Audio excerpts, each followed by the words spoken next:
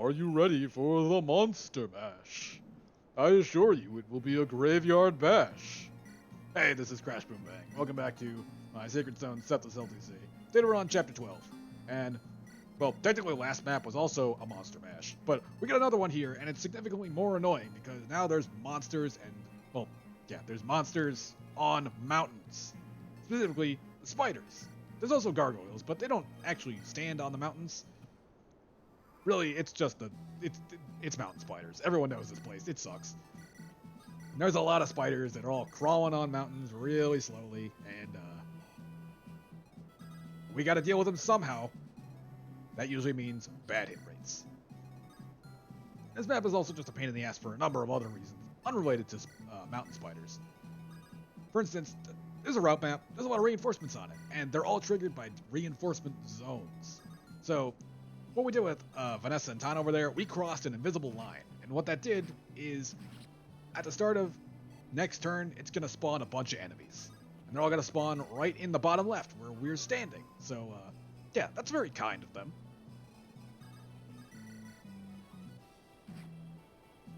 Other than that, though, there is another zone up by the boss area. And really, this map is just particularly infuriating because it's so easily set up to be a decent seas map, and they just don't do that. They make it a freaking route map. Like, why? It's particularly unfortunate how many enemies there are standing on or over mountains, because we only have 2 flyers and, well, 1 berserker who Dozla's, he's not great. Okay, like he's our best option because he's our only option. Anyway. Yeah, these spiders are going to move 1 tile per turn across mountains, so we really need to figure out some way to speed it up, or otherwise just wait for them to get to where we are. Dozla can also slowly walk across mountains, but otherwise we're mostly going to be using Vanessa to fly over the mountains and fight a lot of stuff, like a lot of enemies. You saw us using some stat boosters at the start of this clear, a secret book on Vanessa to improve her combat against these things. I don't remember when she hits S lances, but it's got to be sometime soon.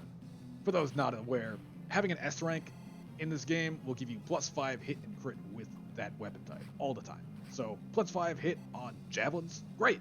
+5 on anything against mountain spiders, awesome. And yeah, here's those reinforcements we triggered by crossing an invisible line this turn. Thanks, game.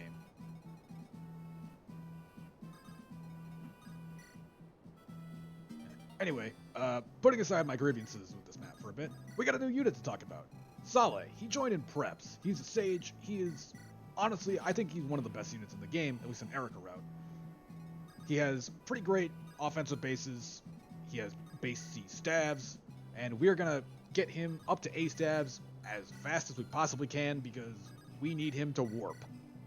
He's also got A anima, so we can get him to S anima for Excalibur pretty fast. Really, he just does it all. And to get his staff rank up as fast as possible, we got the barrier staff from that house earlier, which we convoy warped over here so that he can get started on grinding that staff rank.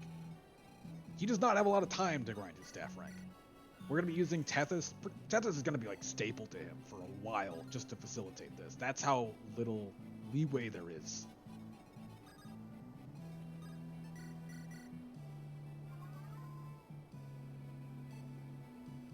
But yeah, his combat is pretty good. We actually gave him the first energy ring in preps of this map. Not only does it help with his combat, but he's going to be needing all the energy rings so that he can maximize his warp range.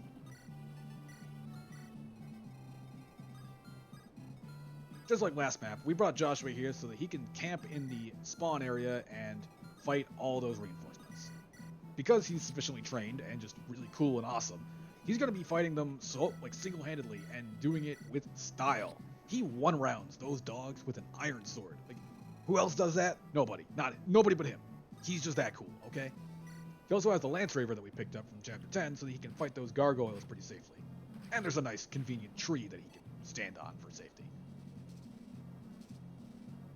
Using Vanessa and Tana, flyers, they got a lot of flying to do. So they can go up pretty freely. And we dropped Garrick forward because he's really one of our best options for just clearing out this middle area and grinding his staff rank, his axe rank up, which I think he just hit B. Yeah, against these gargoyles, his hit rate's not that bad. It's the dogs you gotta worry about, because he one-shots them, but, well, you'll see. And yeah, look at this man. Exact doubling of freaking dogs. The only other person who doubles those things is, like, Vanessa, pretty sure. Solly at least gets to one-shot them, thanks to the energy ring I gave in preps.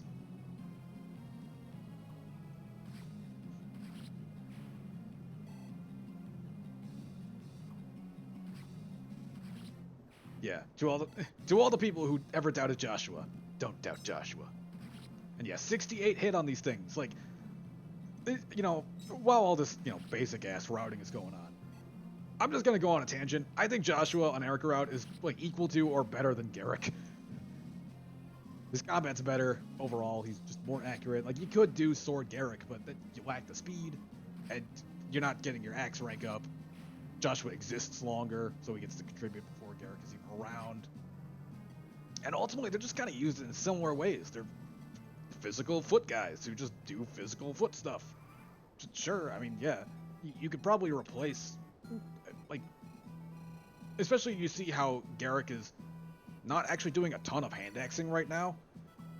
Joshua could probably just do these things too. I mean, his bulk is a little worse, but he's got more avoid instead. Oh yeah, a new recruit. Back on topic, actually. Here's E1. He's the third and final trainee. I honestly forgot I even recruited him during the map. If you don't recruit him during the map, he will just automatically join at the end. Provided his house is, you know, not destroyed or whatever. I don't know if it even can be destroyed. Maybe something in this map has the AI to do that. But yeah, he is a mage trainee. He is terrible. We will not be using him for basically anything outside of this map. I guess I wanted him to just at least get deployed. So, good on him. He got deployed. That's more than I can say for La Rochelle.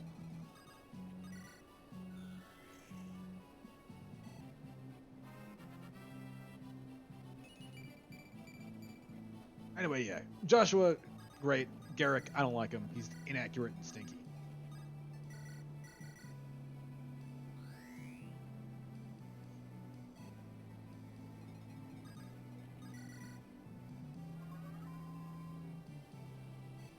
And I also just don't think hand axes are even that important. Like, hand axes and Garm, of course. Because there's enough one-range enemies that Joshua, or even Sword Garrick, doesn't have a terrible time. He's fine with it. Hey, now we're witnessing the glory of Dazla's mountain spider combat. This is another place where Enes is really helpful because he is pretty accurate about killing these things on mountains. Shoutouts to Vanessa, though. I didn't rig that. She just did it. As you'll witness over the next several turns, Vanessa's combat against all these enemies in the top left is sketchy, to say the least. So, anything like that helps out a lot. And Joshua following suit, though, because he's cool. At level 15. It's a shame that the hero crest comes so late, but also, like, he doesn't even mind, because he's just that good. I did also cross the next reinforcement zone by moving Garrick into that spot. This is going to spawn a bunch of gargoyles in the top left, which Vanessa is going to have to deal with. Now, thankfully, Vanessa does get one little bonus as a perk of her class, Pierce. I haven't talked about this at all, but Pierce is a level % skill where you will just ignore your enemy's defense. So the higher her level gets, the higher chance she has to proc that, and that can just sometimes bail her out in a pinch.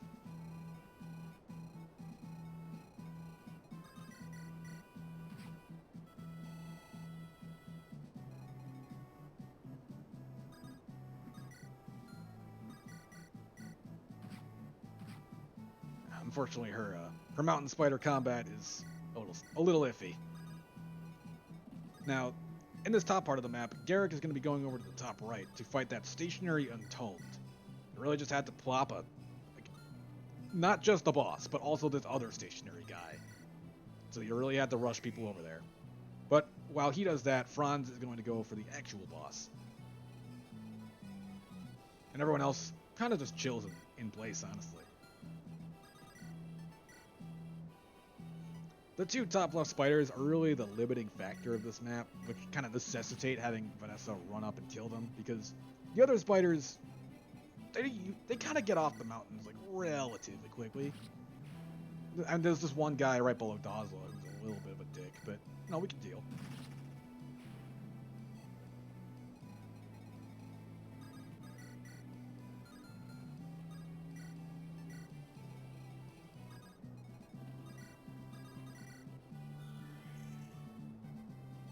I will be breaking this barrier staff very quickly, though.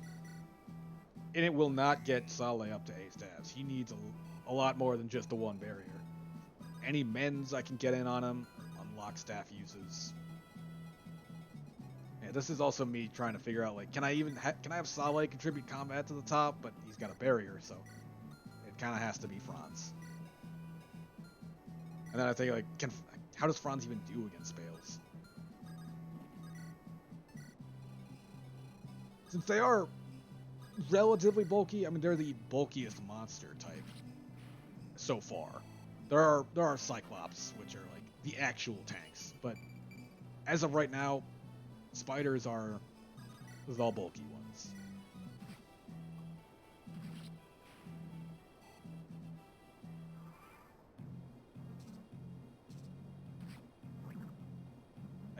Yeah, with a steel lance, just barely misses the 2-hit KO. Franz life. Well, that is what we in the business call a Franz moment right there, baby. Got it on camera.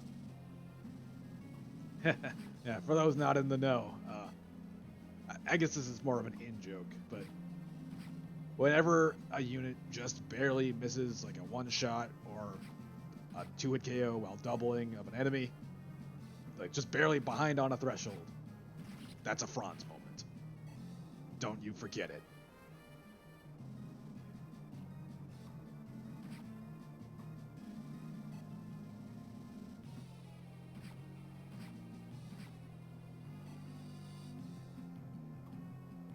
Vanessa's survivability is not too sketchy here. I mean, if every single thing hits her, then yeah, she can just die sometimes, but that's very unlikely over the course of all these combats, and she has an elixir packed in so that she can at least survive if needed, like right now, where she's pretty low. One of those spiders, unfortunately, has a poison fang, so that can usually make things a little annoying for her.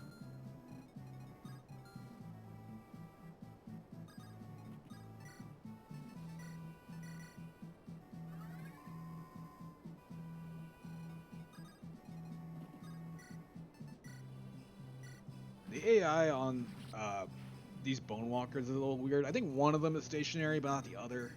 Something like that.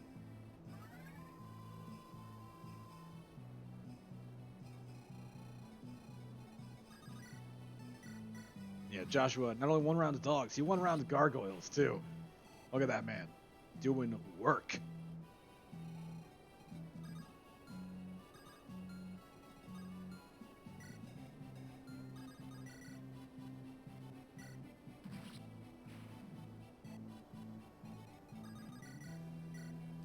Unfortunately, because of how bulky the boss is, and Franz's inability to kill it very fast, we won't really be able to end the map this current turn. This is the best we can really do. But we can afford to take things a little lax, build some staff rank on Saleh. You know how it is.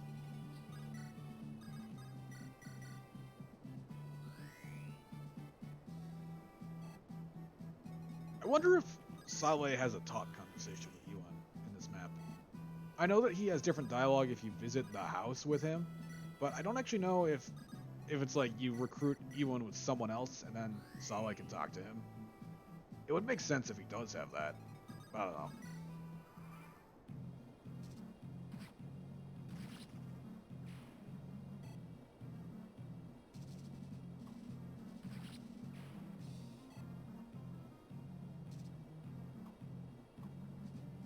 Yeah, this mountain spider also is kind of a dick. Okay, I think it might have been the Bone Walker on the right that doesn't move or something like that.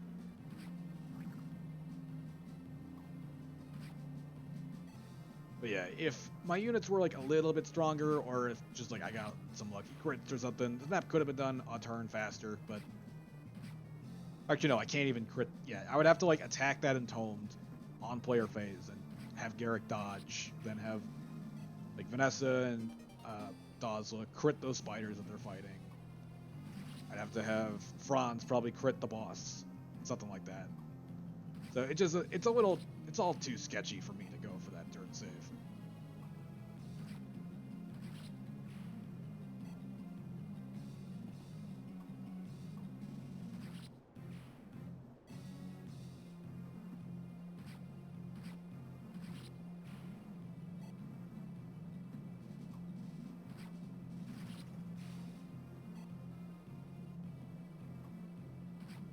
Oh man, if Franz double crit this guy, he would kill it. So yeah, I could have saved a turn by pulling a Toffee.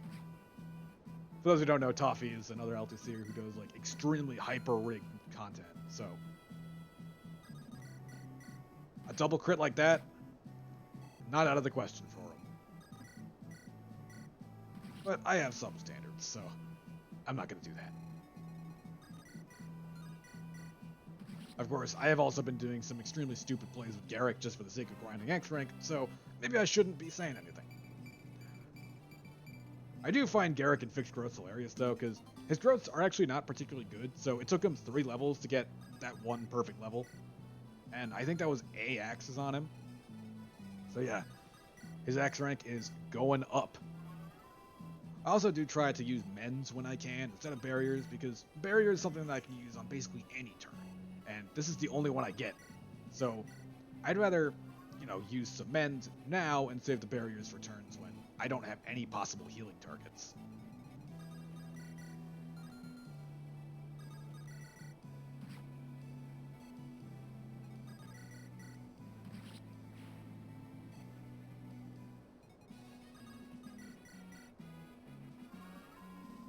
And now all that's left is the boss, who... The boss does actually have a halberd, but, Franz on a tree, he's gonna be fine. Yeah, see, 9 hit, no big deal. Yeah. But now we're out of Monster Mash territory. See you next time for probably the most relaxed clear of this entire run.